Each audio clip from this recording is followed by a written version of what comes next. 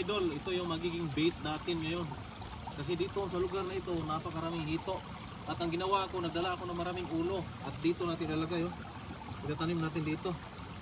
Para dapuan ng mga hito. Ayan, oh. Ganyan.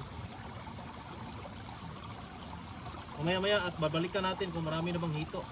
So dito talaga lugar na to ay paborito nila yung mga manok, yung mga hito. Kaya paglagyan natin dito ng mga ulo, siguradong dadapuan to ng mga hito. Ano? Ayan. Ituhog na natin dito para marami tayong mahuling hito balang araw. Oh. Okay.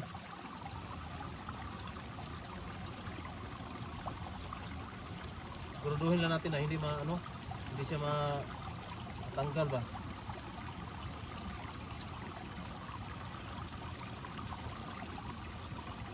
Yan. Ito rin, oh. Ito may dala ko ulo ng pato. Ito yung pinaka-paborito ng hito.